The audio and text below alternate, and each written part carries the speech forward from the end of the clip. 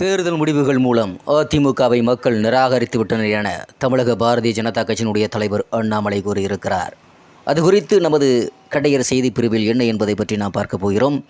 அதாவது கோவையில் பத்திரிகையாளர்கள் மற்றும் நிருபர்களை சந்தித்த முன்னாள் அமைச்சர் வேலுமணி கூறுகையில், அதிமுகவின் 2ஆம் கட்ட தலைவர்கள் அதிகம் பேசியுள்ளதாக அண்ணாமலை கூறுகிறார். அதிகம் பேசியதே அவர்தான். அண்ணாதுரை, ஜெயலலிதா, எடப்பாடி பழனிசாமி பற்றி பேசினார். அதிமுக பாஜக கூட்டணி முறிய அண்ணாமலை தான் காரணம். கூட்டணி முறிவு இல்லை என்றால் இப்போது 30-35 இடங்கள் கிடைத்திருக்கும். பாஜகவினர் கடந்த தேர்தலில் வாங்கியதை விட அண்ணாமலை குறைவாகத்தான் ஓட்டு வாங்கியுள்ளார் என்று வேலுமணி பேசியிருக்கிறார். அதற்கு பதிலளிக்கும் வகையில் பத்திரிகையாளர் மற்றும் நிருபர்களிடம் அண்ணாமலை கூறியதாவது: தனியாக ஒரு தொகுதியில் கூட வெற்றி பெற முடியாதவர்கள் கூட்டணியில் இருந்தால் 30-35 இடங்களில் வெற்றி பெறலாம் என எப்படி சொல்லுகிறார்கள்? வேலுமணியின் பேட்டியை பார்க்கும்போது அவருக்கும் எடப்பாடி பழனிசாமிக்கும் இடையே பிரச்சனை உள்ளது போல் தெரிகிறது. கூட்டணி முறிந்தபோது பல காரணங்களை கூறினர்.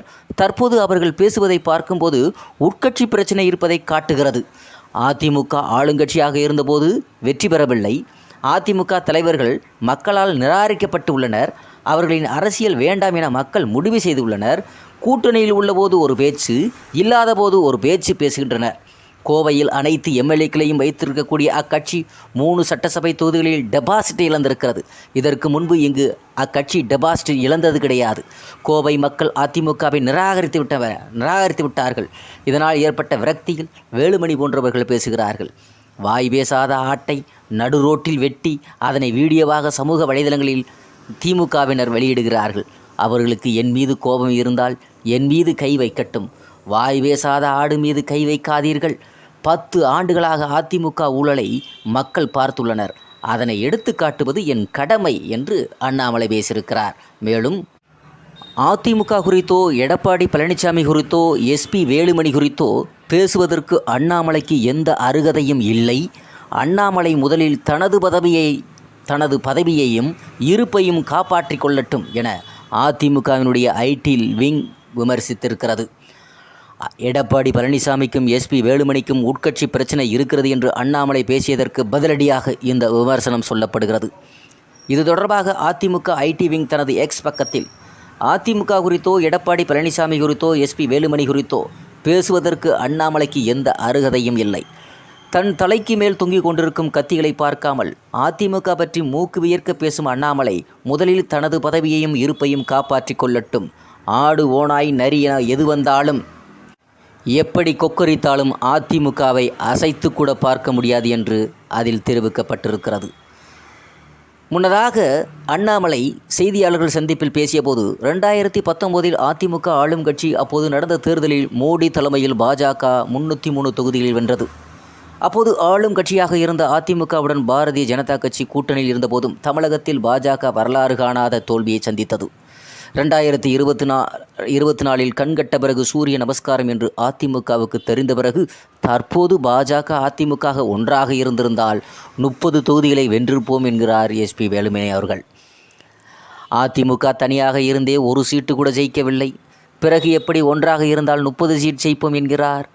வேலுமணியின் கருத்தை பார்க்கும்போது எடப்பாடி பழனிசாமிக்கும் எஸ்பி வேலுமணிக்கும் உட்கட்சி பிரச்சனை இருப்பது போல் தெரிகிறது. அதிமுக பாஜக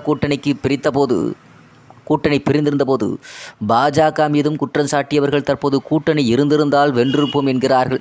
இதனை பார்க்கும்போது எடப்பாடி பழனிசாமிக்கும் எஸ்பி வேலுமணிக்கும் பிரச்சனை இருப்பதாகவே தான் நான் பார்க்கிறேன். நடந்து முடிந்த தேர்தலில் அதிமுக பல இடங்களில் டெபாசிட் இழந்திருக்கிறது.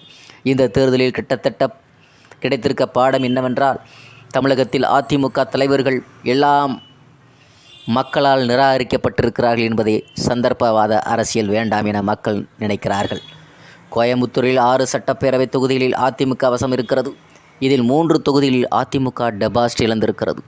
அப்படியென்றால் கோயம்புத்தூர் மக்கள் அதிமுகவை நிராகரித்து விட்டார்கள். இந்த விரக்தியின் உச்சகத்தில் தான் எஸ்பி வேலுமணி போன்றோர் பேசுகிறார்கள் என்று பேசியிருக்கிறார்கள். ஆளுங்கட்சியின் இடர்பாடுகள் உள்ளிட்ட பல்வேறு தடைகளை தாண்டி மக்கள் பாஜகவுக்கு வாக்களித்திருக்கிறார்கள். எனக்கும் வாக்களித்த கோவை மக்கள் அனைவருக்கும் கடமைப்பட்டுள்ளோம் என பாஜகவினுடைய மாநில தலைவர் அண்ணாமலை தெரிவித்திருக்கிறார்.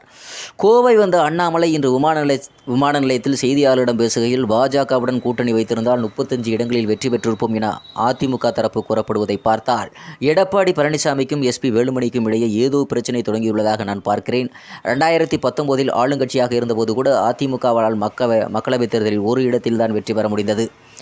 அதிமுக தலைவர்களை மக்கள் நிராகரித்திருக்கிறார்கள் என்பதை 2024 தேர்தல் முடிவுகள் எடுத்து காட்டுகிறது. எனவே எஸ்பி வேலுமணி சுய பரிசோதனை செய்து கொள்ள வேண்டும். கோவை அதிமுக கோட்டை என்று கூறப்பட்டு வந்த நிலையில் பாஜக 11.5% வாக்குகளை பெற்றுள்ளது.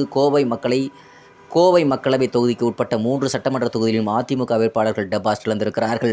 ஆளுங்கட்சியின் இடர்பாடுகள், பணபலம், படைபலம், எம்எல்ஏக்கள் உள்ளிட்ட அனைத்தையும் தாண்டி மக்கள் பாஜகவுக்கு வாக்களித்திருக்கிறார்கள். இந்த வாக்குகள் எங்களை உற்சாகப்படுத்தியிருக்கிறது. எங்கள் கட்சியின் தொண்டர்கள் மொட்டையடித்தல், விரல் வெட்டுவது போன்ற செயல்களில் ஈடுபடுவது மிகுந்த மனவேதனை அளிக்கிறது. இதுபோன்ற செயல்களில் யாரும் ஈடுபடக்கூடாது. பொது இடங்களில் ஆட்டை வெட்டி வீடியோ வெளியிடுவது மிகவும் கண்டனத்துக்குரியது.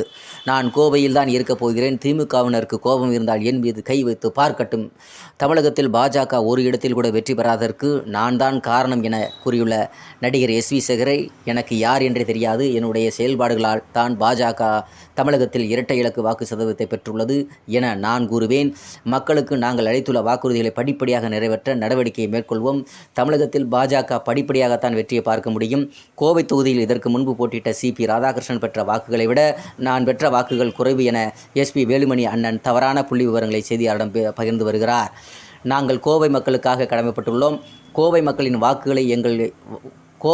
வாக்குகள் எங்களை உற்சாகமடைய செய்திருக்கிறது. நடிகர் விஜய் உள்ளிட்ட புதியவர்கள் யார் அரசியலுக்கு வந்தாலும் மக்கள் அவர்களுக்கு ஆதரவு வழங்குகின்றனர். 2026 பாஜக கூட்டணி ஆட்சிதான் அமையும். அதிமுகவுடன் மீண்டும் கூட்டணி வைக்க வாய்ப்பு இல்லை என்பதுதான் நான் பேசுவதில் இருந்தே தெரிந்திருந்திருக்கும் என்றார் அண்ணாமலை அவர்கள்.